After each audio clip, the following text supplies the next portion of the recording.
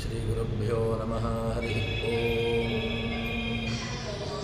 ವ್ಯಾಸಾಯ ಭವನಾಶಾಯ ಶ್ರೇಷಾಯ ಗುಣರಾಶಯೇ ವೃದ್ಧಿಯಾಯ ಶುದ್ಧವಿದ್ಯಾಯ ಮಧ್ವಾಯ ಚ ನಮೋ ನಮಃ. ಅಭ್ರಮಂ ಭಂಗರಹಿತಂ ಅಜಡಂ ವಿಮಲಂ ಸದಾ ಆನಂದತೀರ್ಥಮತುಲಂ ಭಜೆ ತಾವತ್ರಯಾಪಹಂ. ನಮಸ್ತೆ ಪ್ರಾಣೇಶ ಪ್ರಣದೇವವಾಯಾವನ್ಮಗಾಃ ನಮಸ್ವಾಮಿನ್ ರಾಮಪ್ರಿಯತಮಹನೂಮನ್ ಗುರುಗುಣ ನಮಸ್ತುಭ್ಯಂ ಭೀಮಪ್ರಬಲನಮಕೃಷ್ಣೇಷ್ಟಭಗವನ್ನಮ ಶ್ರೀಮನ್ಮಧ್ವಪ್ರದೇಶದೃಶಂ ನೋ ಜಯ ಜಯ ಭವತ್ಯದುರ್ಭಾವಾದೇಡಮೋ ಗೋಪಿಭಾಗ್ಮೀ ಜಡಮತಿರಭಿಜಂತುರ್ಜಾಯತೆ ಪ್ರಾಜ್ಞಮೌಲಿಃ ಸಕಲವಚನಚೇತೋ ದೇವತಾ ಭಾರತೀ ಸಾ ಮಮ ವಚತಿ ಧತ್ತಾಂ ಸನ್ನಿಧಿಂ ಮಾನಸೇ ಚ ತಪೋ ವಿದ್ಯಾವಿರಕ್ತ್ಯಾದಿ ಸದ್ಗುಣೌಘಾಕರಾನಹಂ ವಾದಿರಾಜಗುರೂನ್ ವಂದೇ ಹಯಗ್ರೀವ ಪದಾಶ್ರಯಾನ್. ಮಿಥ್ಯಾ ಸಿದ್ಧಾಂತ ದುರ್ಧ್ವಾಂತ ವಿಧ್ವಂಸನ ವಿಚಕ್ಷಣಃ ಜಯತೀರ್ಥಾಖ್ಯತರಣಿರ್ವಾಸತಾಂ ನೋರ್ದಂಬರೇ. ಅರ್ಥಿಕಲ್ಪಿತಕಲ್ಪೋಯಂ ಪ್ರತ್ಯರ್ಥಿಗತಕೇಸರೇ ವ್ಯಾಸತೀರ್ಥಗುರುರ್ಭೂಯಾದಸ್ಮದಿಷ್ಟಾರ್ಥಸಿದ್ಧಯೇ. ತಪೋ ವಿದ್ಯಾವಿರಕ್ದುರ್ವಾದಿಧ್ವಾಂತರವೇ ವೈಷ್ಣವೀಂದೀವರೇಂದವೇ ಶ್ರೀರಾಘವೇಂದ್ರ ಗುರವೇ ನಮೋ ಅತ್ಯಂತ ದಯಾಲವೇ. ಬ್ರಹ್ಮಚರ್ಯ ಹರಿಪ್ರೀತಿ ಸುವಿದ್ಯಾವಾದಶಾಲಿನಃ ಇಷ್ಟದಾನ್ ಕಷ್ಟಹರ್ತೃನ್ನಃ ವಿದ್ಯಾಮಾನ್ಯಾನ್ ಮುನೀನ್ ನುಮಃ. ಶ್ರೀ ಗುರುಭ್ಯೋ ನಮಃ. ಭಗವಂತ ಸರ್ವಸ್ಥಳಗಳಲ್ಲಿಯೂ ಕೂಡ ತಾನಿದ್ದುಕೊಂಡು ಸಂತೈಸುವನು. ಗೆಳೆಯನಂದದಲ್ಲಿ ಹೇಗೆ ಪಾರ್ಥಸಖನಾಗಿ ಭಗವಂತ ಅರ್ಜುನನಿಗೆ ಸಖನಾಗಿ ಅರ್ಜುನನ ರಥದ ಸಾರಥ್ಯವನ್ನು ಮಾಡಿ ಅರ್ಜುನನನ್ನು ಉದ್ಧಾರ ಮಾಡಿದ್ನೋ ಅದೇ ರೀತಿಯಾಗಿ ಭಗವಂತ ಎಲ್ಲರಲ್ಲಿ ಜೀವರಾಶಿಗಳಲ್ಲಿ ಇದ್ದುಕೊಂಡು ಭಗವಂತ ರಕ್ಷಣೆ ಮಾಡುತ್ತಾನೆ, ಮಿತ್ರ ಅಂತ ಅನಿಸಿಕೊಳ್ಳುತ್ತಾನೆ. ವಿನೋತಿ ತ್ರಾಯತೇಚ, ಭಗವಂತ ಜ್ಞಾನವನ್ನು ಕೊಟ್ಟು ರಕ್ಷಣೆ ಮಾಡುತ್ತಾನೆ ಎಂಬಂತಹ ವಿಚಾರವನ್ನು ಹೇಳಿದ ಮೇಲೆ ಮುಂದೆ ಭಗವಂತ ಒಂದು ನಮ್ಮ ಲೌಕಿಕವಾಗಿರತಕ್ಕಂತಹ ದೃಷ್ಟಾಂತವನ್ನು ಅನುಸರಿಸಿಕೊಂಡು ಜಗನ್ನಾಥದಾಸರು ಅದನ್ನು ಭಗವಂತನಿಗೆ ಸಮನ್ವಯವನ್ನು ಮಾಡ್ತಾರೆ. ಲೌಕಿಕ ದೃಷ್ಟಾಂತವನ್ನು ಹೇಗೆ ಹೇಳ್ತಾರೆ ಅಂತ ಕೇಳಿದ್ರೆ, ಅವನಿಪ ಸ್ವಾಮಿತ್ವ ಧರ್ಮವ ಸ್ವವಶ ಅಮಾತ್ಯರಿಗಿತ್ತು ತಾ ಮತ್ತವರ ಮುಖದಲ್ಲಿ ರಾಜಕಾರ್ಯವ ಮಾಡಿಸುತ್ತ ತೆರದಿ ಕವಿಭಿರೀಡಿತ ತನ್ನ ಕಲೆಗಳ ದಿವಿಜದಾನವ ಮಾನವರುಳಿಟ್ಟು ಅವರಿತ ಗುಣತ್ರಯಜ ಕರ್ಮವ ಮಾಡಿಸುವ.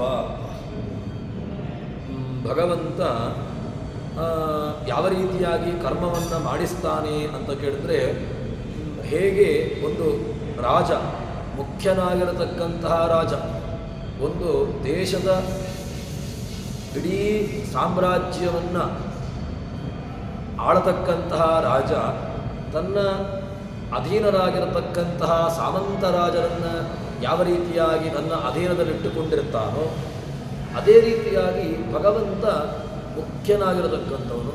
ಅವನು ತನ್ನ ಅಧೀನರಾಗಿ ಉಳಿದಂತಹ ಎಲ್ಲ ದೇವತೆಗಳನ್ನು ತಾನು ತನ್ನ ಅಧೀನವಾಗಿಟ್ಟುಕೊಂಡಿರ್ತಾನೆ ಎಂಬಂತಹ ವಿಚಾರವನ್ನು ಇದು ಹೇಳುತ್ತಾರೆ. ಅವನಿಪ ಸ್ವಾಮಿತ್ವ ಧರ್ಮವ, ಒಬ್ಬ ರಾಜ ತನ್ನ ಸ್ವಾಮಿತ್ವ ಧರ್ಮವನ್ನು, ಈ ಸ್ವಾಮಿತ್ವ ಎಂಬಂತಹ ಧರ್ಮ ಅದು ಪೂರ್ಣವಾಗಿ ರಾಜನಲ್ಲಿರ್ತದೆ. ಒಬ್ಬ ಮುಖ್ಯ ರಾಜ ಅವನ ಅಧೀನವಾಗಿರತಕ್ಕಂತಹ ಉಳಿದಂತಹ ರಾಜರುಗಳು ಯಾರು ಸಾಮಂತ ರಾಜರಿದ್ದಾರೆ ಅವರೆಲ್ಲರೂ ಕೂಡ ಒಂದೊಂದು ರಾಜ್ಯದ ಒಂದೊಂದು ಭಾಗದ ರಾಜ್ಯವನ್ನು ಅಥವಾ ಭಾಗವನ್ನು ಆಳಿಕೊಂಡಿರುತ್ತಾರೆ. ಆದರೆ ಮುಖ್ಯವಾಗಿದ್ದಂತಹ ಸ್ವಾಮಿತ್ವ ಅದು ಭಗವಂತನಿಗೆ ಹೇಗೋ ಅದೇ ರೀತಿಯಾಗಿ ಒಬ್ಬ ಮುಖ್ಯನಾಗಿರತಕ್ಕಂತಹ ರಾಜನಿಗಿರ್ತದೆ. ಇಲ್ಲಿ ಅವರವರ ರೀತಿಯಿಂದಾಗಿ ಅವರವರ ಮಾಧ್ಯಮದ ಮೂಲಕವಾಗಿ ಅಲ್ಲಿ ರಾಜಕಾರ್ಯವನ್ನು ಮಾಡಿಸ್ತಾರೆ. ಅದೇ ರೀತಿಯಾಗಿ ಭಗವಂತ ಏನು ಮಾಡ್ತಾನೆ ಕೇಳಿದ್ರೆ, ತನ್ನ ಸ್ವಾತಂತ್ರ್ಯ ಮುಖ್ಯವಾಗಿರತಕ್ಕಂತಹ ತನ್ನ ಧರ್ಮ ಅದು ಯಾವುದು ಅಂತ ಕೇಳಿದ್ರೆ ಸ್ವಾಮಿತ್ವ.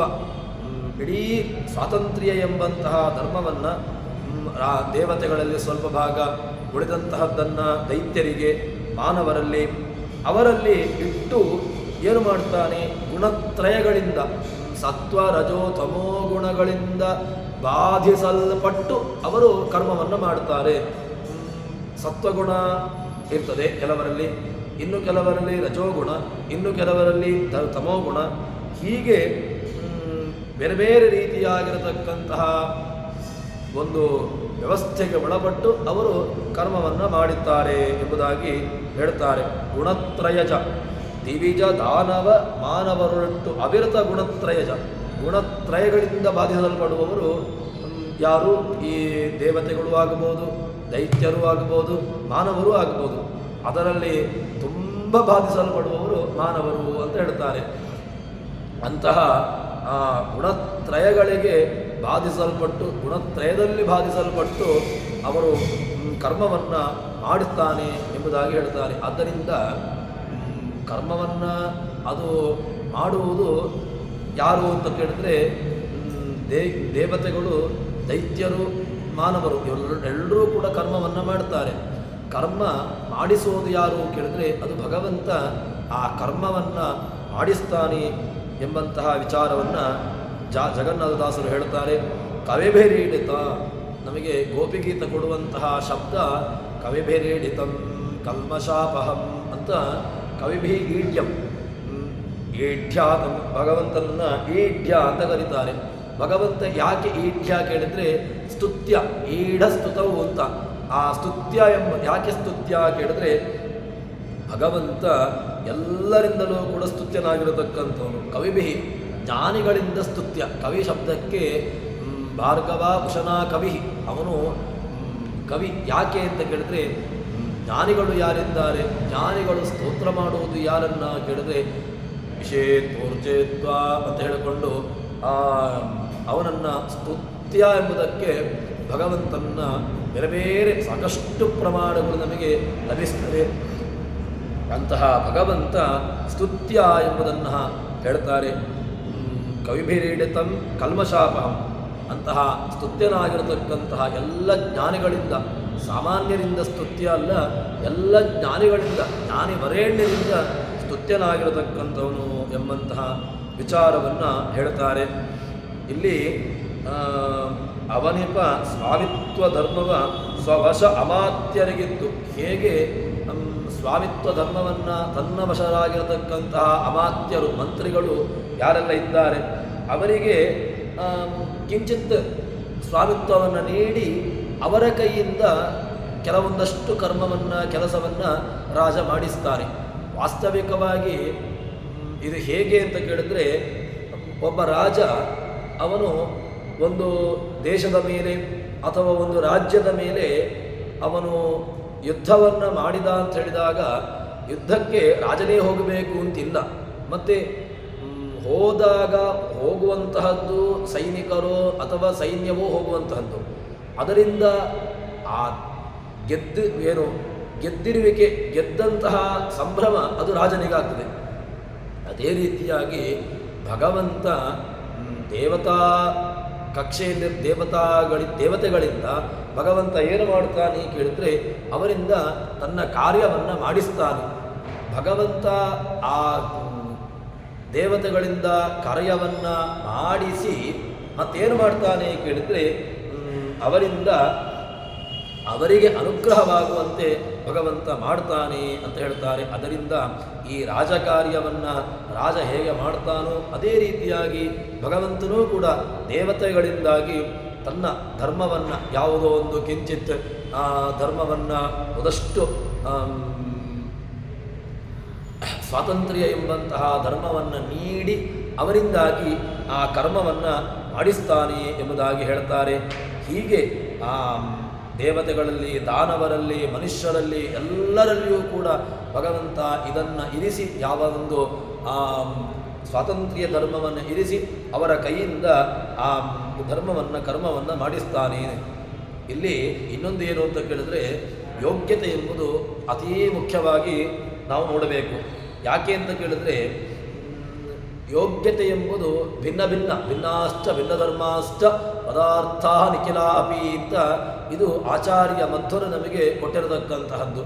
ಆಚಾರ್ಯ ಮಧ್ವರನ್ನು ನಾವು ಕ್ಷಣದಲ್ಲಿಯೂ ಕೂಡ ನಾವು ಸ್ಮರಣೆ ಮಾಡಬೇಕು, ಅವರ ಚಿಂತನೆಯಲ್ಲಿ ನಾವಿರಬೇಕು. ಯಾಕೆ ಅಂತ ಕೇಳಿದರೆ ಇದೊಂದು ಸಣ್ಣ ವಿಚಾರ.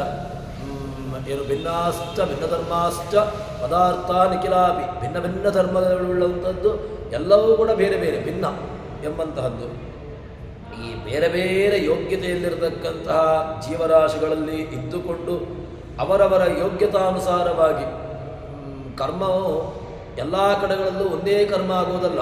ಮತ್ತು ಕರ್ಮ ಅದು ಬೇರೆ ಬೇರೆ ಯೋಗ್ಯತೆ ಉಳ್ಳಂತಹ ಜೀವರಾಶಿಗಳಲ್ಲಿ ತಾನು ನೆಲೆಸಿಕೊಂಡು ಅವರವರ ಯೋಗ್ಯತಾನುಸಾರವಾಗಿ ಅಲ್ಲಿ ಕರ್ಮವನ್ನು ಭಗವಂತ ಮಾಡಿಸ್ತಾನೆ ಎಂಬುದನ್ನು ನಾವು ಅರ್ಥ ಮಾಡಿಕೊಳ್ಳಬೇಕು.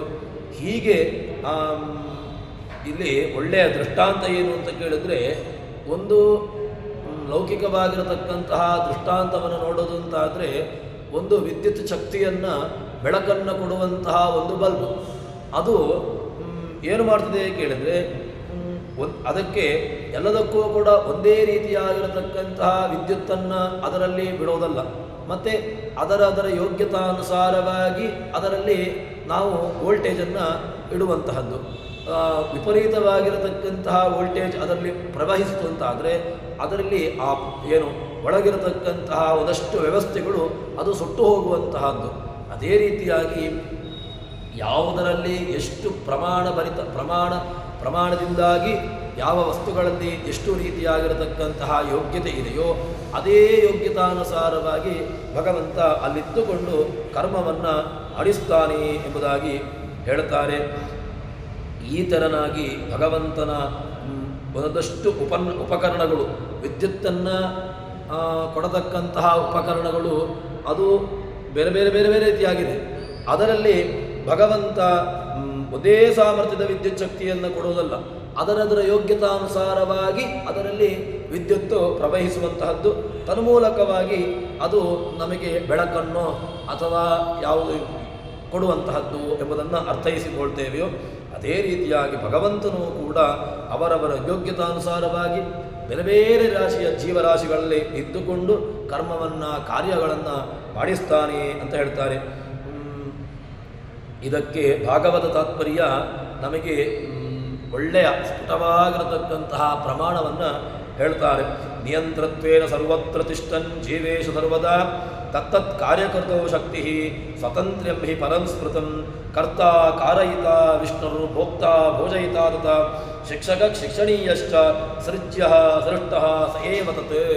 ಭಗವಂತ ಏನೆಲ್ಲ ಆಗ್ತಾನೆ ಕೇಳಿದ್ರೆ ನಿಯಂತ ಭಗವಂತ ನಿಯಂತೃ. ಯಾಕೆ ಅಂತ ಕೇಳಿದ್ರೆ ಎಲ್ಲರನ್ನೂ ಕೂಡ ನಿಯಮನೆ ಮಾಡುವವನು, ಎಲ್ಲರನ್ನೂ ಕೂಡ ತನ್ನ ಅಧೀನವಾಗಿಟ್ಟುಕೊಂಡು ಅವರಿಂದ ತತ್ತತ್ ಕಾರ್ಯವನ್ನು ಮಾಡಿಸುವಂತಹ ಒಂದು ದೊಡ್ಡದಾಗಿರತಕ್ಕಂತಹ ಶಕ್ತಿ ನಿಯಂತೃ. ಮತ್ತು ಸರ್ವತ್ರ ತಿಷ್ಠನ್ ಜೀವೇಶು ಸರ್ವದ, ಎಲ್ಲೆಲ್ಲಿರ್ತಾನೆ ಕೇಳಿದ್ರೆ ಜೀವೇಶು ಸರ್ವತ್ರ ತಿಷ್ಠನ್, ಎಲ್ಲ ಜೀವರಾಶಿಗಳಲ್ಲಿಯೂ ಕೂಡ ತಾನಿದ್ದುಕೊಂಡು ಭಗವಂತ ಇರ್ತಾನೆ. ಜೀವೇಶು ಸರ್ವದ ತತ್ತತ್ ಕಾರ್ಯಕೃತವು, ಭಗವಂತ ತತ್ತತ್ ಕಾರ್ಯ ಆಯಾಯ ಕಾರ್ಯಗಳನ್ನು ಭಗವಂತ ಅವರವರಿಂದನೇ. ಯಾಕೆಂದರೆ ಯಾವ ಯಾವ ಕಾರ್ಯವನ್ನು ಯಾರ್ಯಾರು ಮಾಡಬೇಕೋ ಅವರವರೇ ಅದನ್ನು ಮಾಡುವಂತಹದ್ದು. ಇದು ಹೇಗೆ ಅಂತ ಕೇಳಿದ್ರೆ ಒಳಗಡೆಯಿಂದ ಭಗವಂತ ಪ್ರೇರಣೆಯನ್ನು ಮಾಡ್ತಾನೆ. ಈ ಕಾರ್ಯ ಇವನಿಂದ ನಡೆಯಬೇಕು, ಈ ಕಾರ್ಯ ಇವನಿಂದ ಮಾಡಬೇಕು ಎಂಬಂತಹ ಪ್ರೇರಣಾ ಶಕ್ತಿ ಅದು ಭಗವಂತನದ್ದು. ಇದಕ್ಕೆ ಭಾಗವತ ತಾತ್ಪರ್ಯದ ಮಾತನ್ನು ನಾವು ಇಟ್ಟುಕೊಳ್ಬೋದು. ಏನು ಅಂತ ಕೇಳಿದ್ರೆ ಇದಂ ಮಯಾ ಕ್ರಿಯತೆ ಇದಂ ಮಯಾ ನ ಕ್ರಿಯತೆ ಇದಾ ಮಯಾ ವಿಪರೀತಂ ಕ್ರಿಯತೆ ಇತಿ ಬುದ್ಧಿಭೇದ ರಜಃ ತಮೋಗುಣ ನಿಮಿತ್ತ ಭ್ರಮಃ ಸರ್ವಂ ಹಿ ಪರಮೇಶ್ವರ ಏವ ಕರೋತಿ. ಕರ್ತೃ ಯಾರು ಕೇಳಿದ್ರೆ ಇದನ್ನು ನಾನು ಮಾಡಿದೆ, ಇದನ್ನು ನಾನು ಮಾಡಲಿಲ್ಲ, ಇದು ನನ್ನಿಂದ ವ್ಯತ್ಯಾಸವಾಗಿ ಆಯಿತು, ಈ ರೀತಿಯಾಗಿರತಕ್ಕಂತಹ ಏನು ಜ್ಞಾನ ಇದು ಭ್ರಮೆ, ವಾಸ್ತವಿಕವಾಗಿ ಭ್ರಮೆ. ಯಾಕೆ ಅಂತ ಕೇಳಿದ್ರೆ ಕೃಷ್ಣ ಅಲ್ಲೇ ಅರ್ಜುನ ಹೇಳತಕ್ಕಂತಹ ಮಾತಿಗೆ ಇವರೆಲ್ಲರೂ ಕೂಡ ನನ್ನಿಂದಾಗಿ ಸಾಯ್ತಾರೆ ಅಂತ ಕೇಳಿದ್ರೆ ಇವರು ಯಾರೂ ಕೂಡ ನಿನ್ನಿಂದ ಸಾಯುವವರಲ್ಲ. ಯಾಕೆ ಇವರೆಲ್ಲರೂ ಕೂಡ ಸತ್ತವರೇ ಯಾರೂ ಕೂಡ. ಆದರೆ ನೀನೊಂದು ಕೇವಲ ನಿಮಿತ್ತ ಅಂತ ಎಂಬುದನ್ನು ಹೇಗೆ ಹೇಳ್ತಾನೋ ಅದೇ ರೀತಿಯಾಗಿ ಇವು ಎಲ್ಲದಕ್ಕೂ ಕೂಡ ಮೂಲನಾಗಿ ಒಳಗಡೆ ಭಗವಂತ ಪ್ರೇರಣಾಶಕ್ತಿ ಅವನು ಇರ್ತಾನೆ. ಆ ರೀತಿಯಾಗಿ ಅಲ್ಲಿ ಕರ್ಮವನ್ನು ಕಾರ್ಯವನ್ನು ಮಾಡಿಸ್ತಾನೆ ಎಂಬುದನ್ನು ಅರ್ಥ ಮಾಡಿಕೊಳ್ಳಬೇಕು. ಕರ್ತ ಕಾರಯಿತ ವಿಷ್ಣು, ಭಗವಂತನೇ ಕರ್ತೃವಾಗ್ತಾನೆ, ಕಾರಯಿತ್ರೂ ಆಗ್ತಾನೆ. ಒಳಗಡೆ ಇದ್ದುಕೊಂಡು ಕಾರಯಿತ, ಒಳಗಡೆ ಇದ್ದುಕೊಂಡು ಮಾಡುವಂತಹ ಪ್ರೇರಣೆ ಶಕ್ತಿ, ಮಾಡುವವನು, ಮಾಡಿಸುವವನು, ಭೋಕ್ತೃ, ಮತ್ತು ಎಲ್ಲವನ್ನೂ ತಿನ್ನುವವನು ಯಾರು? ಅದೇ ಅವನೇ ಭೋಕ್ತೃ, ಭೋಜಯಿತ, ಮತ್ತು ಜೀವನಿಗೆ ತಿನ್ನಿಸುವವನು ಅದು ಕೂಡ ಅವನೇ. ಶಿಕ್ಷಕ ಶಿಕ್ಷಣೀಯಶ್ಚ, ಭಗವಂತ ಶಿಕ್ಷಕನೂ ಆಗ್ತಾನೆ, ಶಿಕ್ಷೆಗೆ ಒಳಪಡುವವನು ಆಗ್ತಾನೆ. ಭಗವಂತ ಶಿಕ್ಷೆಗೆ ಒಳಪಡ್ತಾನೆ ಕೇಳಿದರೆ ಆ ಶಿಕ್ಷೆ ಅವನ ಅಧೀನವಾಗಿ ಜೀವನಿಗೆ ಅನುಭವವಾಗುವಂತೆ ಮಾಡ್ತಾನೆ. ಆದ್ದರಿಂದ ಸೃಜ್ಯ ಸೃಷ್ಟ, ಏನೆಲ್ಲ ಸೃಷ್ಟಿಯಾಗಿದೆಯೋ ಇನ್ನು ಮುಂದೆ ಏನೆಲ್ಲ ಸೃಷ್ಟಿಯಾಗಲಿಕ್ಕಿದೆಯೋ ಇದೆಲ್ಲವೂ ಕೂಡ ಅವನ ಅಧೀನವಾಗಿ ನಡೀತದೆ ಎಂಬಂತಹ ಮತ್ತೊಂದು ತತ್ತತ್ ಕಾರ್ಯಕೃತವು ಶಕ್ತಿ ಸ್ವಾತಂತ್ರ್ಯಂ. ಇದು ಸ್ವಾತಂತ್ರ್ಯ ಅಂತ ಹೇಳಿದರೆ ಪೂರ್ಣವಾಗಿ ತಾನೇ ಮಾಡುವಂತಹದ್ದು ಎಂಬಂತಹ ಅರ್ಥವನ್ನು ನಾವು ಹೇಳಬಾರದು. ಮತ್ತು ತತ್ತತ್ ಕಾರ್ಯಕೃತವು ಶಕ್ತಿ, ಆಯಾಯ ಕಾರ್ಯವನ್ನು ಮಾಡುವಂತಹ ಶಕ್ತಿ ಸ್ವಾತಂತ್ರ್ಯ ಅಷ್ಟೇ. ಏನೋ ಒಂದು ಮಾಡಬೇಕು ಅಂತ ಹೇಳಿಕೊಂಡು ಅದರಲ್ಲಿ ಪ್ರವೃತ್ತಿಯನ್ನು ಮಾಡ್ತಾನಲ್ವ, ಇದಿಷ್ಟೇ ಸ್ವಾತಂತ್ರ್ಯ. ಹೊರತು ಅದರ ಪೂರ್ಣವಾಗಿರತಕ್ಕಂತಹ ಏನು ಅವನ ಅಧೀನ ಅವನಲ್ಲಿ ಅದಿರಲಿಕ್ಕೆ ಸಾಧ್ಯವೇ ಇಲ್ಲ ಎಂಬಂತಹ ವಿಚಾರವನ್ನು ನಮಗೆ ಜಗನ್ನಾಥದಾಸರು ಹೇಳ್ತಾರೆ. ಅದರಲ್ಲಿ ಪ್ರವೃತ್ತಿ ಅಷ್ಟೇ, ಮತ್ತು ಅದೆಲ್ಲವೂ ಕೂಡ ಅವನ ಅಧೀನವಾಗಿ ಜಗತ್ತಿನಲ್ಲಿ ನಡೆಯುವಂತಹದ್ದು ಎಂಬಂತಹ ಒಂದು ಈ ಚಿಂತನೆಯನ್ನು ಏನೇನು ಪುರಾಣಗಳು, ವಿಷ್ಣು ರಹಸ್ಯಾದಿಗಳು, ಭಾಗವತ, ತಾತ್ಪರ್ಯ ನಿರ್ಣಯ ಇತ್ಯಾದಿಗಳು ಏನು ಹೇಳಿದೆ ಅದನ್ನು ಜಗನ್ನಾಥದಾಸರು ನಮಗೆ ಅದನ್ನು ಅರ್ಥವಾಗುವಂತೆ ಕನ್ನಡೀಕರಿಸಿ ಅದನ್ನು ತೋರಿಸಿಕೊಡ್ತಾ ಇದ್ದಾರೆ. ಅದಾದ ಮೇಲೆ ಮುಂದೆ ಭಗವಂತ ಸುಭುಜೋ ದುರ್ಧರೋ ವಾಗ್ಮಿ, ಭಗವಂತ ಸುಭುಜ, ಒಳ್ಳೆಯ ನಮಗೆ ಫಲವನ್ನು ಕೊಡ್ತಾನೆ. ಸುಭುಕ್, ಜೀವನು ಒಳ್ಳೆಯದನ್ನು ಕೆಟ್ಟದ್ದನ್ನು ತಿನ್ನುವಂತೆ ಮಾಡ್ತಾನೆ. ಯಾಕೆ ಹೇಗೆ ಅಂತ ಕೇಳಿದರೆ ಪುಣ್ಯ ಪಾಪಗಳು ಈ ಥರದಿ ಕಾರುಣ್ಯ ಸಾಗರ ದೇವ ದಾನವ ಮಾನವರುಳಿಟ್ಟು ಅವರ ಫಲ ವ್ಯತ್ಯಾಸವನ್ನೇ ಮಾಡಿ ಬನ್ನಬಡಿಸುವ ಭಕ್ತಿಹೀನರ ಸನ್ನುತ ಸುಕರ್ಮ ಫಲ ತೆಗೆದು ಪ್ರಪನ್ನರಿಗೆ ಕೊಟ್ಟವರ ಸುಖಬಡಿಸುವ ಸುಖಜಾಹ್ವ ಸುಭುಜಾಹ್ವ. ಭಗವಂತ ಸುಭುಜ ಯಾಕೆ ಎಂದು ಕೇಳಿದರೆ ಸುಭುಜೋ ದುರ್ಧರೋವಾಗಿ ಭಗವಂತ ಸುಭುಕ್, ಒಳ್ಳೆಯದನ್ನು ಜೀವರುಗಳು ಅಥವಾ ಅವರವರ ಯೋಗ್ಯತಾನುಸಾರವಾಗಿ ಒಳ್ಳೆಯದನ್ನು ಅಥವಾ ಕೆಟ್ಟದ್ದನ್ನು ಇದನ್ನು ತಿನ್ನಿಸುವಂತೆ ಮಾಡ್ತಾನೆ. ಯಾಕೆ ಅಂತ ಕೇಳಿದರೆ ಪುಣ್ಯ ಪಾಪಗಳು ಈ ಥರದಿ. ಇದನ್ನು ವಿಷ್ಣು ರಹಸ್ಯ ಹೇಳಿಕೊಡ್ತದೆ. ಏನು ಅಂತ ಕೇಳಿದರೆ ಪುಣ್ಯಕರ್ಮ ಅಥವಾ ಪಾಪಂ ಯಜ್ಜೀವೋ ವಿದಧಾತ್ಯಯಂ ಸ್ವಾತಂತ್ರ್ಯ ಮನುಸೃತ್ಯೈವ ತತ್ಫಲಂ ಭಾಗಕಲ್ಪನಂ ದೈತ್ಯಾನಾಂ ತತ್ರ ನೈವಾಸ್ತಿ ಪುಣ್ಯಕರ್ಮ ವಿಭಾಗತಃ ಪುಣ್ಯಭಾಗಂ ಹರತ್ಯೇಷ ಸ್ವಯಮೇವ ಜನಾರ್ದನಃ ಬ್ರಹ್ಮಾದಿಕೇಶು ಪುಣ್ಯಸ್ಯ ಯಥಾಭಾಗಂ ಭವೇತ್ ಫಲಂ. ಈ ಪುಣ್ಯ ಆ ಪಾಪಗಳು ಇದೆಲ್ಲವೂ ಕೂಡ ಯಾರು ಕೊಡುವವನು ಯಾರು? ಜೀವರು ತಿಂತಾರೆ. ಜೀವರು ತಿನ್ನುವಂತಹದ್ದು ಹೇಗೆ ತಿನ್ನುವಂತಹದ್ದು, ಯಾರು ತಿನ್ನಿಸುವಂತಹದ್ದು ಕೇಳಿದ್ರೆ ಪುಣ್ಯ ಪಾಪಗಳು ಈ ಥರದಿ ಅವರವರ ಒಳಗೆ ಅವರವರ ಪ್ರಾರಬ್ಧ ಕರ್ಮಕ್ಕನುಸಾರವಾಗಿ ಅವರವರ ಯೋಗ್ಯತಾನುಸಾರವಾಗಿ ಪುಣ್ಯವನ್ನು ಅಥವಾ ಪಾಪವನ್ನು ತಿನ್ನಿಸುವಂತಹದ್ದು ಅವನೇ. ಆ ಪುಣ್ಯ ಪಾಪಗಳು ಈ ಥರದಿ ಕಾರುಣ್ಯ ಸಾಗರ, ಆ ಕರುಣಾಸಾಗರನಾಗಿರತಕ್ಕಂಥವನು ದೇವದಾನವ ಮಾನವರುಳಿಟ್ಟು ಫಲವ್ಯತ್ಯಾಸವನ್ನೇ ಮಾಡಿ ಕೆಲವು ಸಂದರ್ಭದಲ್ಲಿ ದೇವತೆಗಳಲ್ಲಿ, ದಾನವರಲ್ಲಿ, ಮಾನವರಲ್ಲಿ ಎಲ್ಲರಲ್ಲಿಯೂ ಕೂಡ ಇಡುತ್ತಾನೆ. ಮತ್ತು ಫಲಗಳಲ್ಲಿ ವ್ಯತ್ಯಾಸ ಅದು ಇದ್ದೇ ಇದೆ. ಯಾಕೆ ಅಂತ ಕೇಳಿದರೆ ಭಗವಂತ ಫಲ ವ್ಯತ್ಯಾಸವನ್ನು ಮಾಡ್ತಾನೆ ಅಂತ ಹೇಳಿದರೆ ಅಲ್ಲಿ ಡಿಸ್ಕ್ರಿಮಿನೇಷನ್ ಅಂತ ಅರ್ಥ ಅಲ್ಲ. ಮತ್ತು ಒಬ್ಬರಲ್ಲಿ ವಿಪರೀತವಾಗಿ ದೇವತೆಗಳನ್ನು ತನ್ನವರು ಅಂತ ನೋಡಿಕೊಳ್ತಾನೆ, ದಾನವರನ್ನು ತನ್ನವರಲ್ಲ ಅವರು.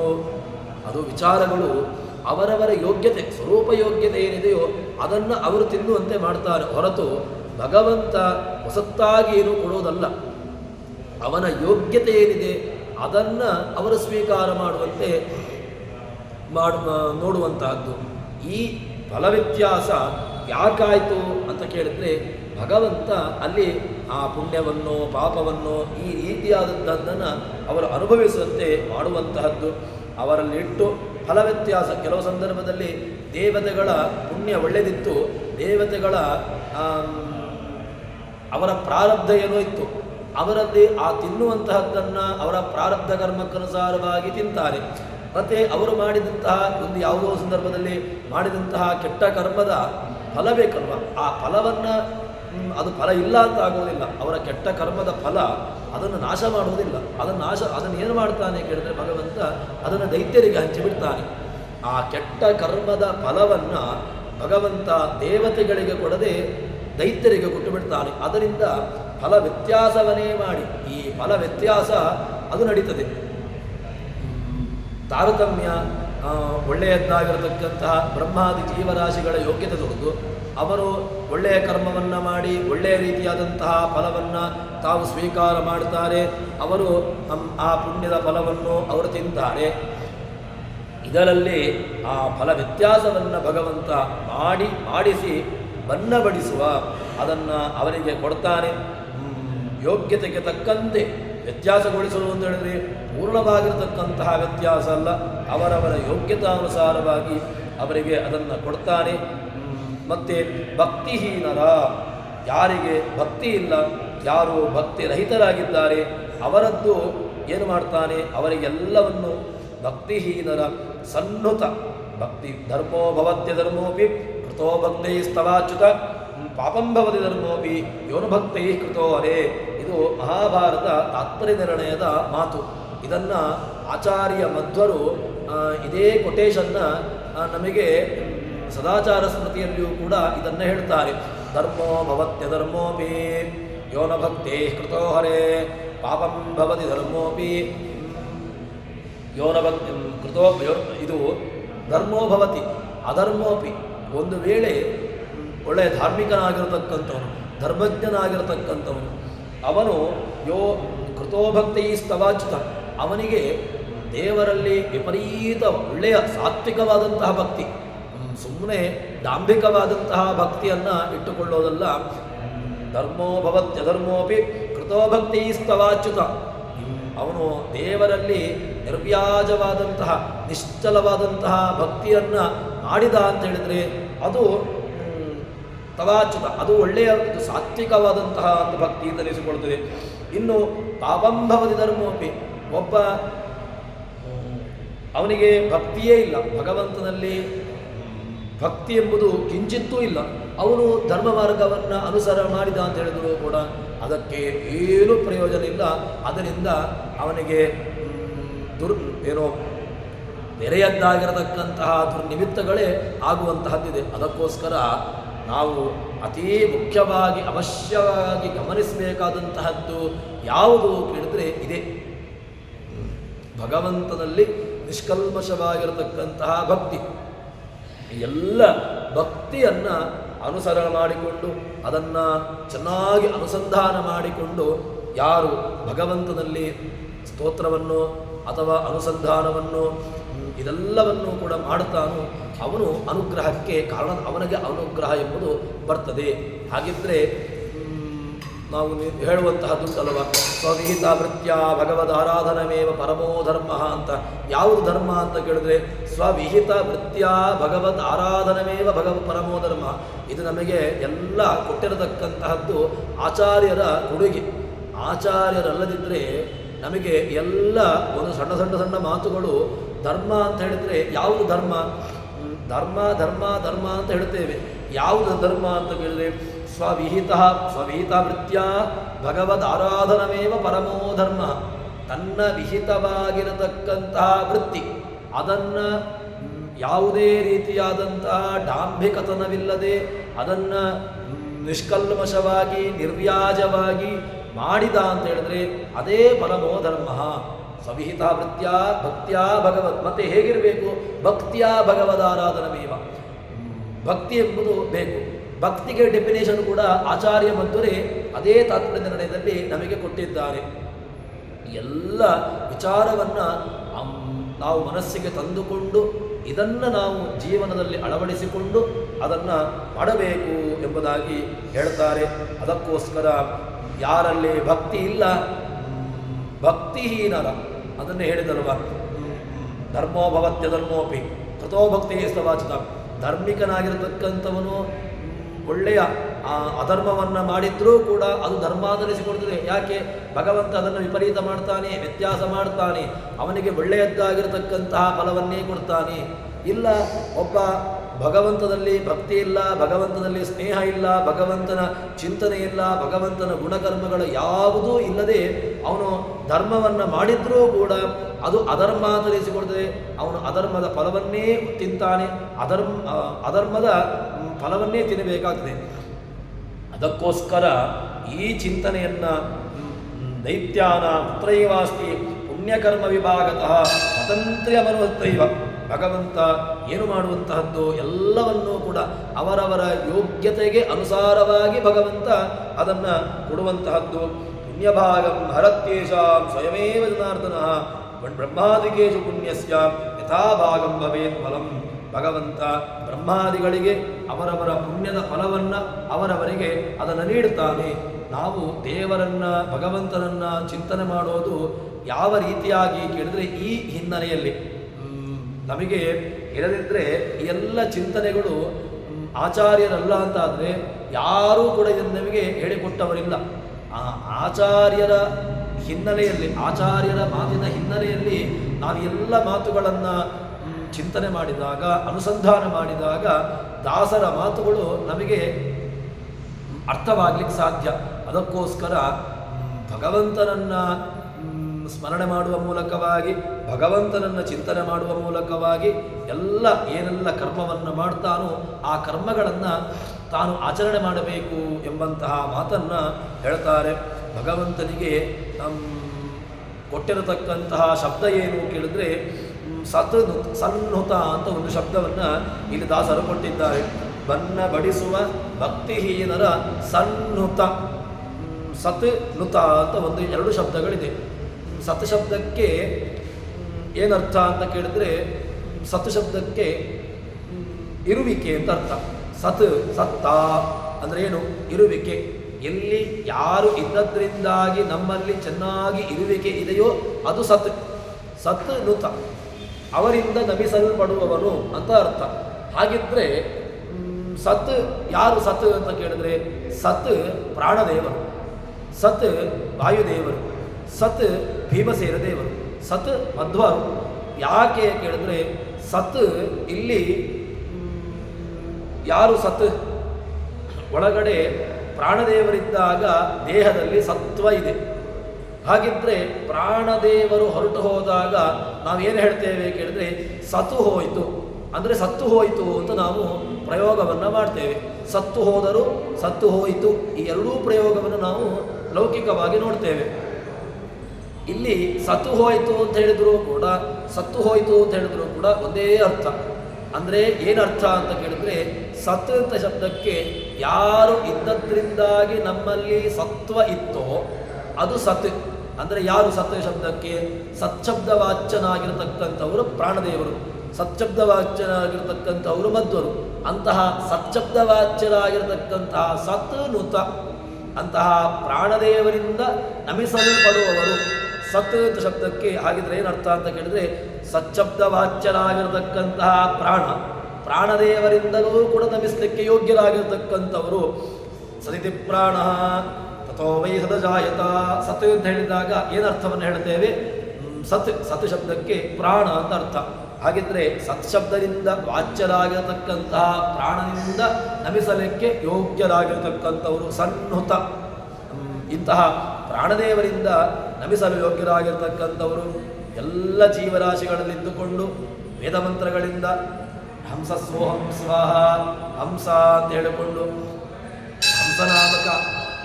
ಹಂಸನಾಮಕ ಪರಮಾತ್ಮನ ಚಿಂತನೆಯನ್ನು ಸದಾಕಾಲದಲ್ಲೂ ಕೂಡ ನಡೆಸತಕ್ಕಂಥವರು ಪ್ರಾಣದೇವರು. ಸತ್ ಅಂತ ಅವರಲ್ಲಿ ಹಂಸಃ ಹಂಸಃ ಹಂಸಃ ಸೋಹಂ ಎಂಬಂತಹ ಆ ಜಪವನ್ನು ನಿತ್ಯದಲ್ಲಿಯೂ ಕೂಡ ಮಾಡ್ತಾ ಎಲ್ಲರಲ್ಲಿ ಯಾರಲ್ಲಿ ಎಲ್ಲ ಸತ್ವ ಇದೆಯೋ, ಯಾರಲ್ಲಿ ಎಲ್ಲ ಜೀವ ಇದೆಯೋ ಆ ಎಲ್ಲ ಜೀವಿಗಳಲ್ಲಿದ್ದುಕೊಂಡು ಹಂಸನಾಮಕ ಪರಮಾತ್ಮನ ಉಪಾಸನೆ, ಹಂಸನಾಮಕ ಪರಮಾತ್ಮನ ಗುಣಚಿಂತನೆ, ಹಂಸ ಮಂತ್ರವನ್ನು ಚಿಂತನೆ ಮಾಡತಕ್ಕಂತಹ ಪ್ರಾಣದೇವರು ಅವರು ಸತ್ನುತ. ಹಾಗೆಂದರೆ ಸತ್ತು ಯಾರು ಅಂತ ಕೇಳಿದ್ರೆ ಸತ್ ಶಬ್ದಕ್ಕೆ ಪ್ರಾಣ ಅಂತ ಅರ್ಥ ಬಂತು. ಅಂತಹ ಪ್ರಾಣನಿಂದ ಸನ್ನುತ ಸುಕರ್ಮ ಫಲ ತೆಗೆದು, ಸುಕರ್ಮ ಒಳ್ಳೆಯ ಕರ್ಮ ಒಳ್ಳೆಯ ಫಲ, ಆ ಒಳ್ಳೆಯ ಕರ್ಮಗಳ ಅದರ ಫಲ. ಯಾಕೆ ಕರ್ಮದ ಫಲವನ್ನು ತಿನ್ನಲೇಬೇಕು? ಯಾಕೆ ಕರ್ಮವನ್ನು ಯಾರು ಮಾಡ್ತಾನೋ ಆ ಕರ್ಮದ ಫಲ ಭೋಕ್ತೃ ಕೂಡ ಅವನೇ. ಯಾರೋ ಮಾಡಿದ್ದು ಯಾರೋ ತಿನ್ನುವುದು ಅಂತ ಇಲ್ಲವೇ ಇಲ್ಲ. ಮಾಡಿದ್ದನ್ನು ತಿನ್ನಬೇಕು. ಮಾಡಿದ್ದುಣ್ಣೋ ಮಹಾರಾಯ ಅಂತ ನಾವೇನು ಗಾದೆಯನ್ನು ಹೇಳ್ತೇವೆ. ಆ ಮಾಡಿರುವಿಕೆ ಯಾರು ಮಾಡಿದ್ದು? ಜೀವರಾಶಿಗಳು ಬೇರೆ ಬೇರೆ ರೀತಿಯಾಗಿರತಕ್ಕಂತಹ ಕರ್ಮವನ್ನು ಮಾಡ್ತಾರೆ. ಆ ಮಾಡುವಂತಹ ಕರ್ಮದ ಫಲ ಯಾರಿಗೂ ಭಗವಂತ ಕೊಡೋದಿಲ್ಲ. ದೈತ್ಯರಲ್ಲಿಯಾದರೂ ಕೂಡ ಈ ವ್ಯತ್ಯಾಸಗಳನ್ನು ಭಗವಂತ ಮಾಡ್ತಾನೆ. ಮತ್ತು ದೇವತೆಗಳಲ್ಲಿ ಆಗುವಾಗ ಈ ಯಾವ ವ್ಯವಸ್ಥೆಗಳಿಲ್ಲ. ದೇವತೆಗಳಿಗೆ ಅವರವರ ಕರ್ಮ ಅದನ್ನು ಅವರು ತಿಂತಾರೆ. ದೈತ್ಯರು ಮಾಡಿರತಕ್ಕಂತಹ ಕರ್ಮವನ್ನು ಅವರೇ ತಿಂತಾರೆ. ದೇವತೆಗಳ ಪ್ರಾರಬ್ಧ ಕರ್ಮಕ್ಕನುಸಾರವಾಗಿ ಅವರು ಮಾಡಿರುವಂತಹ ಕೆಟ್ಟ ಫಲದ ಕರ್ಮದ ಫಲವನ್ನು ಅದನ್ನು ದೈತ್ಯರಿಗೆ ಹಂಚಿ ಅವರಿಗೆ ಅದನ್ನು ತಿನ್ನುವಂತೆ ಅದರ ಫಲವನ್ನು ಭಗವಂತ ಮಾಡ್ತಾನೆ. ಈ ರೀತಿಯಾಗಿ ಭಗವಂತನ ಮಹಿಮೆಯನ್ನು ಜಗನ್ನಾಥದಾಸರು ನಮಗೆ ತಿಳಿಸಿ ಸನ್ನುತ ಸುಕರ್ಮ ಫಲ ತೆಗೆದು ಪ್ರಪನ್ನರಿಗೆ, ಯಾರು ಪ್ರಪನ್ನರು ಪ್ರಕೃಷ್ಟೇನ ಚೆನ್ನಾಗಿ ಒಳ್ಳೆಯ ರೀತಿಯಲ್ಲಿ ಅವನನ್ನು ಸೇವಿಸುವವರು. ಪಾಹಿ ಪ್ರಪನ್ನ ಜಗತಾಂ ಅಂತ ಪ್ರಸಿದ್ಧವಾಗಿ ನಾವು ಹೇಳುವಂತಹದ್ದು.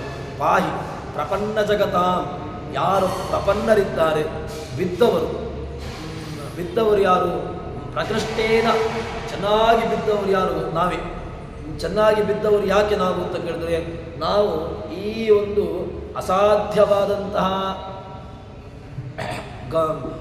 ಜನ್ಮರೋಗ ಭಯಾಕುಲೆ ಅಂತ ಹೇಳುವಂತಹ ಈ ಸಂಸಾರದಲ್ಲಿ ಚೆನ್ನಾಗಿ ಬಿದ್ದಿದ್ದೇವೆ. ನಾವು ಎಲ್ಲಿ ಬಿದ್ದಿದ್ದೇವೆ ಗೊತ್ತಿಲ್ಲ. ಈ ಜಗತ್ತಿನಲ್ಲಿ ಸಂಸಾರವೆಂಬಂತಹ ಸಮುದ್ರದಲ್ಲಿ ಚೆನ್ನಾಗಿ ಬಿದ್ದಿದ್ದೇವೆ. ಅಂತಹ ಬಿದ್ದವರನ್ನು ಉದ್ಧಾರ ಮಾಡತಕ್ಕಂಥವನು ಪ್ರಪನ್ನ. ಭಗವಂತ ಪ್ರಪನ್ನರಿಗೆ ಕೊಟ್ಟವರ ಸುಖಪಡಿಸುವನು. ಅವರಿಗೆ ಸುಖವನ್ನು ನೀಡಿ ಭಗವಂತ ಉದ್ಧಾರ ಮಾಡ್ತಾನೆ. ಏನು ಅವನ ಹೆಸರು ಎಂತದೋ ಕೇಳಿದ್ರೆ ಸುಭುಜ, ಸುಭುಕ್, ಸುಭುಜೋ ದುರ್ಧರೋ ವಾಗ್ಮಿ ಮಹೇಂದ್ರ. ಭಗವಂತ ಸುಭುಜ. ಏನು? ಚೆನ್ನಾಗಿ ತಿನ್ನಿಸುವವನು. ಯಾರು ಚೆನ್ನಾಗಿ ತಿನ್ನಿಸುವವನು? ಅವರವರೇ. ಯಾರು ಜೀವರಾಶಿಗಳಿದ್ದಾರೆ ಅವರಿಗೆ ಚೆನ್ನಾಗಿ ತಿನ್ನಿಸ್ತಾನೆ. ಮಾಡಿದ್ದಾನೆ. ಅನಾದಿ ಕಾಲದಿಂದ ಮಾಡಿದಂತಹ ಕರ್ಮ ಅದನ್ನು ಇಟ್ಟುಕೊಂಡಿದ್ದಾನೆ. ತಾನು ತಯಾರಾಗಿದೆ. ಆ ತಯಾರಾಗಿರತಕ್ಕಂತಹ ಅಡಿಗೆಯನ್ನು ಭಗವಂತ ಏನು ಮಾಡ್ತಾನೆ ಕೇಳಿದ್ರೆ, ಅಡಿಗೆ ತಯಾರಾಗಿದೆ. ತಯಾರಾದಂತಹ ಅಡಿಗೆಯನ್ನು, ಯಾವುದು ಅಡಿಗೆ ಅಂತ ಕೇಳಿದ್ರೆ ಕರ್ಮಗಳೇ ಅಡಿಗೆ. ಈ ಅಡಿಗೆ ಅದನ್ನು ಬಡಿಸುವ ಕೆಲಸ ಭಗವಂತ ಮಾಡ್ತಾನೆ. ತಯಾರಾದಂತಹ ಅಡಿಗೆಯನ್ನು ಕೊಂಡೋಗಿ ಎದುರಿಟ್ಟರೆ ಅದನ್ನು ಗೊತ್ತಾಗೋದಿಲ್ಲ. ಮತ್ತು ಅಡಿಗೆಯನ್ನು ಬಡಿಸಬೇಕು. ಅದನ್ನು ಅವರವರಿಗೆ ಎಲ್ಲರಿಗೂ ಕೂಡ ಒಂದೇ ರೀತಿ ಕೊಟ್ಟರೆ ಆಗ್ತದ? ಇಲ್ಲ. ಒಂದು 4 ವರ್ಷದ ಮಗು, 8 ವರ್ಷದ ಮಗು, 10 ವರ್ಷದ ಮಗು, 20 ವರ್ಷದ ಯುವಕ, 25 ವರ್ಷ, ಈ ರೀತಿಯಾಗಿರತಕ್ಕಂತಹ ವ್ಯವಸ್ಥೆಗಳಿದೆ. 25 ವರ್ಷದ ಯುವಕನಿಗೆ ಏನು ನಾವು ಹಾಕ್ತೇವೆಯೋ ಅದನ್ನೇ 8 ವರ್ಷದ ಮಗು 8 ವರ್ಷದವನಿಗೆ ಹಾಕಿದರೆ ಅದನ್ನು ಆಗೋದಿಲ್ಲ. ಯಾಕೆ? ಅಲ್ಲಿ ವ್ಯವಸ್ಥೆ ಉಂಟಲ್ವ, ಯಾರ್ಯಾರಿಗೆ ಎಷ್ಟೆಷ್ಟು ಕೊಡಬೇಕು ಅಂತ. ಎಲ್ಲ ವ್ಯವಸ್ಥೆಗಳನ್ನು ಸರಿಯಾಗಿ ನೋಡುವವನು, ಸರಿಯಾಗಿ ಕೊಡುವವನು ಅದು ಅವನು. ಅದಕ್ಕೋಸ್ಕರ ಭಗವಂತ ಕೇವಲ ಬಡಿಸುವವನು. ಕರ್ಮ ಅದು ಇದೆ. ಕರ್ಮ ಮಾಡಿದ್ದು, ಕರ್ಮದ ಅಡಿಗೆ ಅದು ರೆಡಿಯಾಗಿದೆ. ಈ ರೆಡಿಯಾಗಿರತಕ್ಕಂತಹ ಅಡಿಗೆಯನ್ನು ಭಗವಂತ ಕೇವಲ ಪರಿವೇಷಣ ಮಾಡುವಂತಹ ಕಾರ್ಯವನ್ನು ಭಗವಂತ ಮಾಡ್ತಾನೆ. ಅಂತಹ ಭಗವಂತನನ್ನು ಉಪಾಸನೆ ಮಾಡಬೇಕು. ಸುಭುಜಾಹ್ವ ಎಂಬುದಾಗಿ ಹೇಳಿಕೊಂಡು ಅವನಿಗೆ ಯಾವ ಭೋಗವೂ ಇಲ್ಲ. ನಾವಾದರೂ ಕೂಡ ಇದನ್ನು ತಿಂತೇವೆ, ಆದರೆ ಭಗವಂತನಿಗೆ ಇದ್ಯಾವುದೂ ಇಲ್ಲ. ಅವನು ಕೇವಲ ಸುಖಭೋಕ್ತೃ ಮಾತ್ರ. ಎಲ್ಲ ಸುಖವನ್ನು ಕೊಟ್ಟು ಕೊಡುವವನು. ಸುಭುಜಾಹ್ವ ಅವನನ್ನು ಕರೀತಾರೆ ಏನು ಕೇಳಿದ್ರೆ ಅವನಿಗೆ ಸ್ವರೂಪಾನಂದದ ಸುಖ ಮಾತ್ರ. ಅವನಿಗೆ ಯಾವ ಕಾಲಕ್ಕೂ ಕೂಡ ಈ ಪ್ರಾಕೃತಿಕವಾದಂತಹ ನಿಮಿತ್ತದಿಂದಾಗಿ ಬರುವಂತಹ ಸುಖದ ಕಿಂಚಿತ್ತೂ ಇಲ್ಲ. ಅವನನ್ನು ಯಾವುದೋ ಪ್ರಾಕೃತಿಕ ವ್ಯವಸ್ಥೆಯಿಂದ ಬರುವಂತಹ ಸುಖ ಅದನ್ನು ಭಗವಂತನಿಗೆ ನಾವು ಹೇಳಲಿಕ್ಕಿಲ್ಲ. ಈ ರೀತಿಯಾದಂತಹ ಒಂದಷ್ಟು ವ್ಯವಸ್ಥೆಯನ್ನು ಭಗವಂತ ಕೊಡ್ತಾನೆ ಎಂಬುದಾಗಿ ಅವನಿಗೆ ಇತರರ ಕರ್ಮಫಲ ಭೋಗವನ್ನು ಕೂಡ ನಾವು ಅವನಿಗೆ ಹೇಳಬಾರ್ದು. ಮಾಡಿದ್ದನ್ನು ಅವನು ಅನುಭವಿಸುವಂತಹದ್ದು ಎಂಬಂತಹ ಚಿಂತನೆ, ಇದನ್ನು ನಾವು ಅರ್ಥ ಮಾಡಿಕೊಳ್ಳಬೇಕು. ಇದು ಹೇಗೆ ಕೇಳಿದ್ರೆ ಒಳ್ಳೆಯ ದೃಷ್ಟಾಂತ. ಭಗವಂತ ಡಿಸ್ಕ್ರಿಮಿನೇಷನ್ ಮಾಡ್ತಾನೆ. ಭಗವಂತನಲ್ಲಿ ಡಿಸ್ಕ್ರಿಮಿನೇಷನ್ ಇಲ್ಲವೇ ಇಲ್ಲ. ಯಾಕೆ ಅಂತ ಕೇಳಿದರೆ ವೈಷಮ್ಯ ನೈರ್ಗಣ್ಯ ಅಂತ ನಾವು ಅದನ್ನು ವ್ಯಾಸರ ಸೂತ್ರದಲ್ಲಿ ನಾವು ಇದನ್ನು ಅರ್ಥ ಮಾಡಿಕೊಂಡಿದ್ದೇವೆ. ಇದು ಹೇಗೆ ಅಂತ ಕೇಳಿದರೆ ಲೌಕಿಕವಾಗಿರತಕ್ಕಂತಹ ದೃಷ್ಟಾಂತವನ್ನು ನಾವು ಕೆಲವುದಕ್ಕೆ ಅನುಸಂಧಾನ ಮಾಡಿಕೊಳ್ಳಬೇಕು.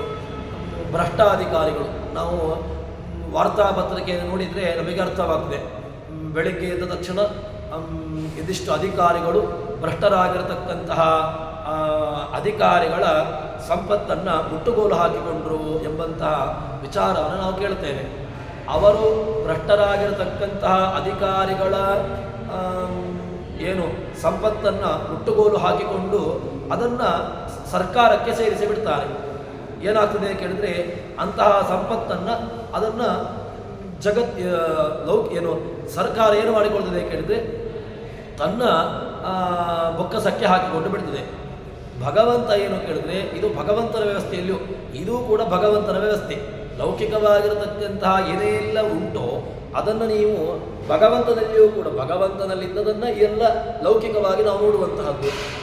ಇದರಲ್ಲಿ ಹೇಗೆ ಕೇಳಿದ್ರೆ ಈಗ ಏನಾಯಿತು, ಅಧಿಕಾರಿಗಳು ಏನು ಮಾಡ್ತಾರೆ, ಅವರು ಭ್ರಷ್ಟರಾಗಿರತಕ್ಕಂತಹ ಸಚಿವರನ್ನು, ಭ್ರಷ್ಟರಾಗಿರತಕ್ಕಂತಹ ಅಧಿಕಾರಿಗಳ ಸಂಪತ್ತು ಅದಷ್ಟು ಕೋಟಿಗಟ್ಟಲೆ ಮಾಡಿರ್ತಾರೆ. ಆ ಅಧಿಕಾರಿಗಳ ಸಂಪತ್ತನ್ನು ಮುಟ್ಟುಗೋಲು ಹಾಕಿಕೊಂಡು ಅದಕ್ಕೊಂದು ಸೀಲು ಒತ್ತಿ ಇದು ಕರ್ನಾಟಕ ಸರ್ಕಾರದ್ದು, ಭಾರತ ಸರ್ಕಾರದ್ದು, ಇದು ಈ ಥರದ್ದು ಅಂತ ಹೇಳಿಕೊಂಡು ಅದಕ್ಕೊಂದು ಸೀಲ್ ಹಾಕಿ ಬಿಡ್ತಾರೆ. ಇದು ಕೂಡ ಭಗವಂತನ ಸರ್ಕಾರದಲ್ಲಿಯೂ ಕೂಡ ಇದೇ ವ್ಯವಸ್ಥೆ. ಭಗವಂತನ ಸರ್ಕಾರದಲ್ಲಿ ಹೇಗೆ ವ್ಯವಸ್ಥೆ ಅಂತ ಕೇಳಿದರೆ ಭಗವಂತ ಅವರವರ ಸರ್ಕಾರ ಯಾವುದು, ದೇವತೆಗಳದ್ದು, ದೈತ್ಯರದ್ದು, ಮಾನವರದ್ದು, ಇವರೆಲ್ಲರದ್ದು ಒಂದಷ್ಟು ಕರ್ಮಗಳುಂಟು.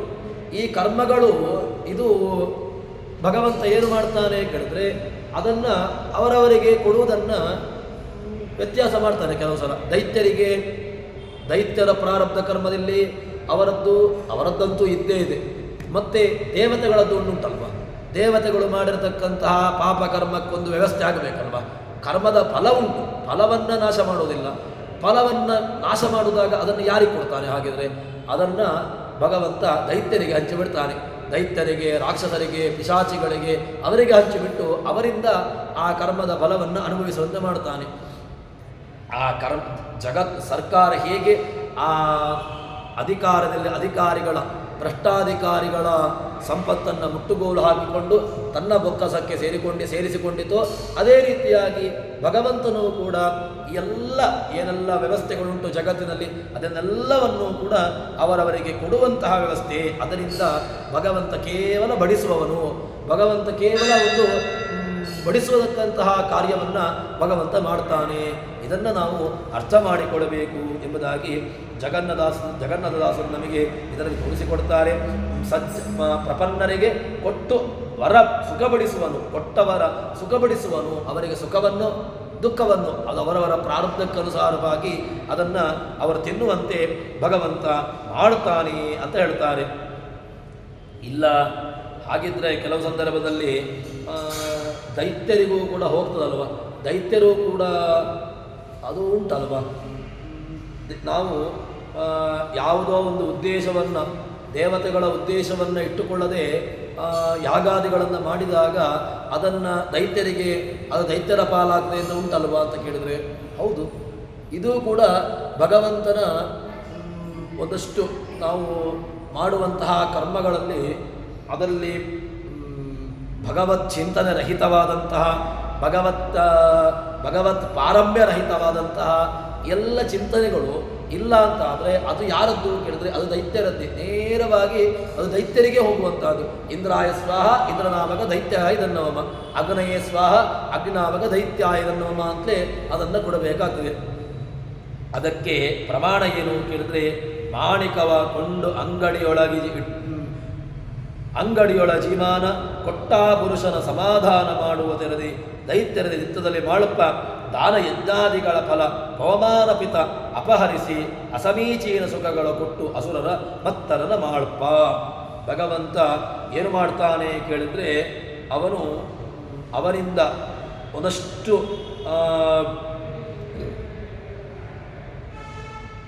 ಕರ್ಮಗಳನ್ನು ಮಾಡ್ತಾನೆ. ಮಾಡಿ ಒಂದು ಮಾಣಿಕವ ಒಬ್ಬ ಅಂಗಡಿಯಲ್ಲಿ ಆಪಣದಲ್ಲಿ ಒಂದಷ್ಟು ಮಾಣಿಕ್ಯವನ್ನು ತೆಗೆದುಕೊಳ್ತಾನೆ. ಅದರಿಂದ ತನಗೆ ಬೇಕಾಗಿರತಕ್ಕಂತಹ ಯಾವುದೋ ಒಂದಷ್ಟು ಅದಕ್ಕೆ ಬೇಕಾಗಿರತಕ್ಕಂತಹ ಪ್ರತಿಯಾಗಿ ಒಂದಷ್ಟು ಸಾಮಗ್ರಿಗಳನ್ನು ಅದಕ್ಕೆ ಹಿಂದೆ ಕೊಡ್ತಾನೆ. ಕೊಟ್ಟು ಏನು ಮಾಡ್ತಾನೆ ಕೇಳಿದ್ರೆ ಅವನನ್ನು ಸಮಾಧಾನ ಪಡಿಸ್ತಾನಂತೆ.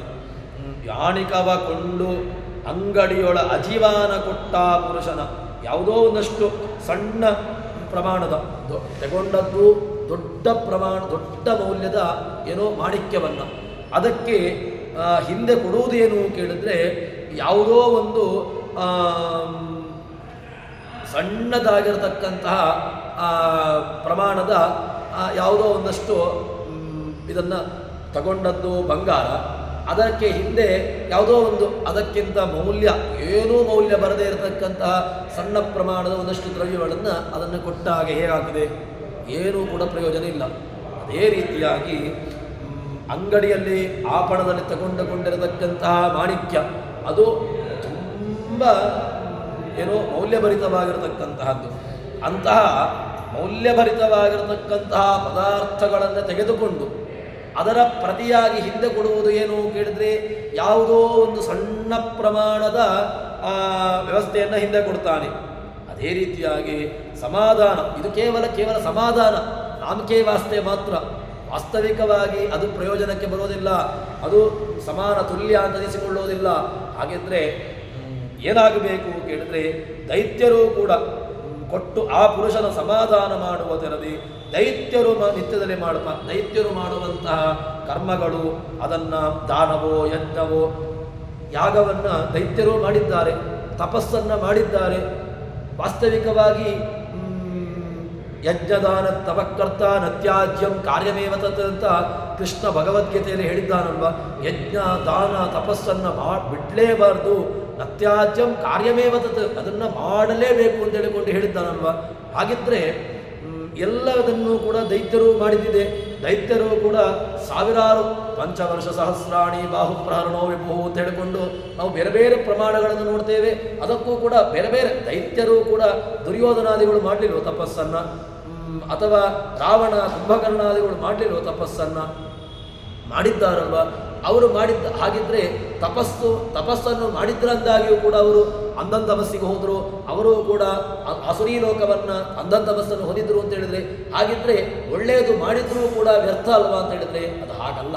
ಮತ್ತೇನು ಕೇಳಿದ್ರೆ ಅದಕ್ಕೆ ಅರ್ಥವನ್ನು ಮಾಡಬೇಕು. ಹೇಗೆ ಹೇಳಿದ್ರೆ ನಿತ್ಯದಲ್ಲಿ ಮಾಡಪ್ಪ, ನಿತ್ಯದಲ್ಲಿಯೂ ಕೂಡ ಮಾಡುವಂತಹ ಯಜ್ಞ ಯಾಗಾದಿಗಳು ದೈತ್ಯರು ದಾನಯಜ್ಞಾದಿಗಳ ಫಲ ಅದನ್ನು ಪವಮಾನ ಪಿತ ಅಪಹರಿಸಿ, ಭಗವಂತ ಪವಮಾನ ಪಿತ ಪ್ರಾಣನ ಅಪ್ಪ, ಆ ಪ್ರಾಣದೇವರ ಅಪ್ಪನಾಗಿರತಕ್ಕಂತಹ ಭಗವಂತ ಏನು ಮಾಡ್ತಾನೆ ಕೇಳಿದ್ರೆ ಅದನ್ನು ಅಪಹಾರ ಮಾಡಿ ಅವರಿಗೆ ಅಸಮೀಚೀನ ಸುಖಗಳು, ಅವರಿಗೆ ಸಮೀಚೀನ ಸುಖ ಅಲ್ಲ, ಅವರಿಗೆ ಅಸಮೀಚೀನ ಸುಖ.